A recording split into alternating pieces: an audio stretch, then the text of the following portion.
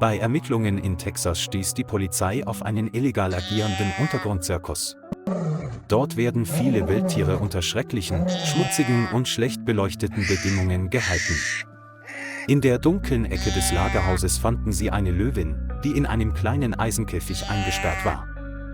Das Tier war abgemagert, seine Augen waren vor Angst weit aufgerissen, seine Ohren hingen herab und sein Körper zitterte. Sein Fell war schmutzverklebt und an seinen Hinterbeinen waren überall kleine Wunden. Die Polizei beschlagnahmte den Löwen sofort, da sie vermutete, dass er jahrelang misshandelt worden war. Nach Überprüfung der Unterlagen stellten sie fest, dass es keine rechtliche Grundlage gab, die dem Zirkus die Aufbewahrung gestattete. Sie beschlossen, das Fossil Rim Wildlife Center zu kontaktieren, um den Löwen zu übergeben. Das Zentrum erklärte sich bereit, die Fahrt anzunehmen und bat um einen Transfer in einem Spezialfahrzeug mit Sicherheitskäfig. Der Löwe wurde ins Auto gesetzt, wehrte sich nicht, lag einfach ruhig da und schaute hinaus. Es trägt den Namen Luma und markiert eine neue Reise, frei von den Fesseln der Vergangenheit. Am Tor des Reservats warteten die Ranger darauf, es von der Polizei in Empfang zu nehmen. Rebecca Grant, eine erfahrene Rangerin, war diejenige, die die Übergabe von Luma direkt unterzeichnete. Sie betrachtete das Tier im Käfig, Lumas Augen berührten sie. Rebecca weiß, dass dieses Leben Zeit, Liebe und Geduld braucht. Luma wurde in einen speziellen Isolationsbereich gebracht, einen ruhigen Raum mit einem großen Eisenkäfig und einem Gummiboden.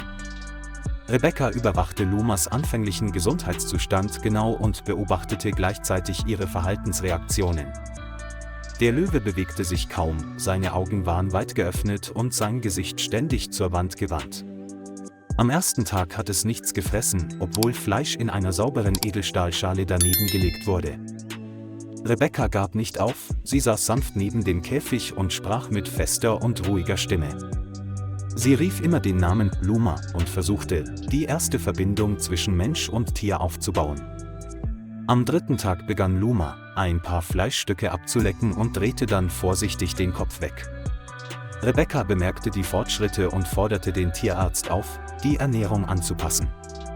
Sie brachte einen besonders großen Baumstamm mit, um ihn in den Käfig zu legen, damit Luma sich beim Hinlegen anlehnen konnte.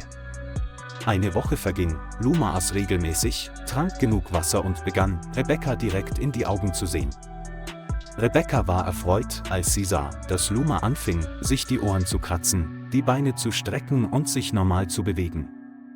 Sie versuchte ein paar Mal, die Käfigtür kurz zu öffnen, um Luma die Möglichkeit zu geben, sich umzusehen.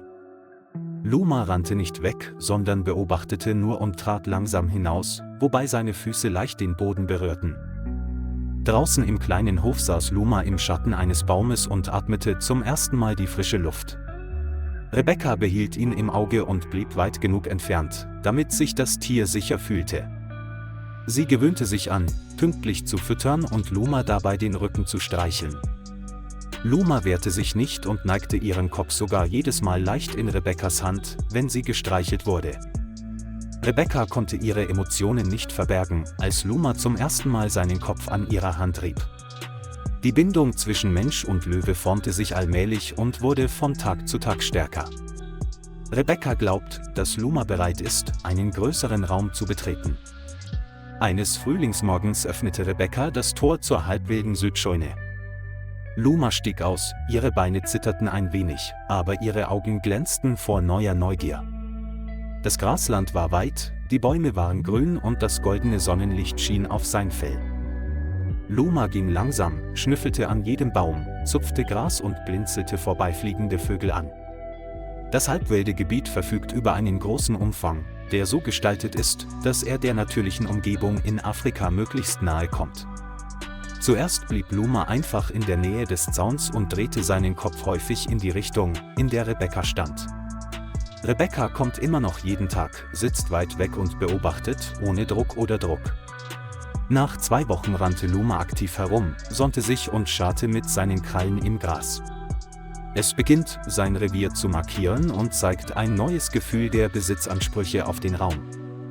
Um den Jagdinstinkt anzuregen, wird Futter an verschiedenen Stellen platziert. Luma knurrt nicht mehr, wenn sich jemand nähert, sondern gibt stattdessen ein vertrautes, tiefes Knurren von sich. Sie begann aus der Ferne Lumas Namen zu rufen und der Löwe drehte seinen Kopf, als ob er verstünde. Die Wachsamkeit der Vergangenheit verschwand allmählich und wurde durch Ruhe und Zuversicht ersetzt.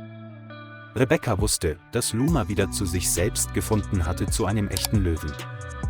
Jetzt fehlt Luma nur noch ein Gefährte ihrer Artikel. Im Mittelpunkt steht ein männlicher Löwe namens Tai, der seit seiner Kindheit verwaist ist und bei Menschen aufgewachsen ist.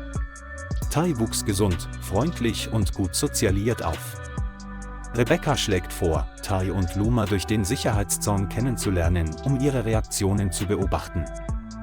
Luma und Tai sahen sich aus der Ferne an, keiner von ihnen zeigte Anzeichen von Angst oder Aggression. Tai bewegte sich vorwärts, legte sich hin und drehte den Kopf weg, ein nicht bedrohliches Verhalten. Dann kam Luma näher, schnüffelte an Tais Nase und wandte sich ab, eine erste Geste der Akzeptanz. In den folgenden Tagen hatten die beiden mehr Kontakt in einem größeren Raum. Sie lagen zusammen im Schatten des Baumes, aßen Seite an Seite und knurrten leise, als die Dämmerung hereinbrach. Tai reagierte bei dem seltsamen Geräusch beschützend und stellte sich instinktiv vor Luma. Luma schien sich sicherer zu fühlen, als sie bequem neben ihrem neuen Partner ruhte. Rebecca schaute oft still zu und freute sich, dass die beiden miteinander auskamen. Die Zuneigung zwischen den beiden Löwen wuchs von Tag zu Tag, ganz natürlich wie bei einem wilden Paar. Nach einigen Monaten bemerkte Rebecca, dass Luma mehr aß, sich langsamer bewegte und ihr Blick sanfter wurde. Der Tierarzt untersuchte die Hündin und bestätigte die gute Nachricht: Luma war mit ihrem ersten Wurf trächtig. Rebecca bereitet einen sicheren Geburtsbereich mit Heu, Schatten und Überwachungskameras vor.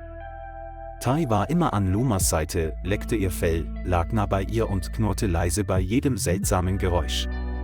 Eines Morgens Anfang August brachte Luma 3 gesunde und entzückende Löwenjunge zur Welt. Ihr Fell ist hell, ihre Augen sind geschlossen und sie suchen ständig nach der Brust ihrer Mutter zum Saugen. Luma lag auf der Seite und gab leise Geräusche von sich, wenn sich ihr Baby bewegte, ein klarer Ausdruck mütterlicher Liebe. Tai saß in der Nähe, wachsam, aber nicht weggehend, wie ein verantwortungsbewusster Vater. Rebecca blickte gerührt auf den Bildschirm und wusste, dass in Lumas Leben wirklich ein neues Kapitel aufgeschlagen worden war. Die 3 Löwen wuchsen schnell, öffneten ihre Augen und machten ihre ersten Schritte. Luma bringt ihren Kindern bei, wie sie sich kratzen, ihr Fell lecken und rufen, wenn sie in Gefahr sind. Tai diente seinen 3 Kindern oft als Kissen, auf dem sie den ganzen Nachmittag in der Sonne klettern und spielen konnten. Die Löwenfamilie ist jetzt das schönste Bild im Fossil Rim Wildlife Center. Luma kam aus einem engen Zirkuskäfig in ein Zuhause voller Liebe und Freiheit. Rebecca kommt immer noch jeden Morgen vorbei, sieht ihnen beim Spielen zu und bemerkt jede kleine Veränderung. Die meiste Zeit verbringen die Besucher des Zentrums oft im Scheunenbereich der Familie Luma. Lumas Geschichte ist zu einem Symbol für die Kraft der Freundlichkeit und Beharrlichkeit geworden. Freiheit bedeutet nicht nur, frei von Ketten zu sein, sondern auch, seiner Natur treu leben zu können. Was denkst du über diese Geschichte? Bitte hinterlassen Sie Ihre Kommentare im Kommentarbereich.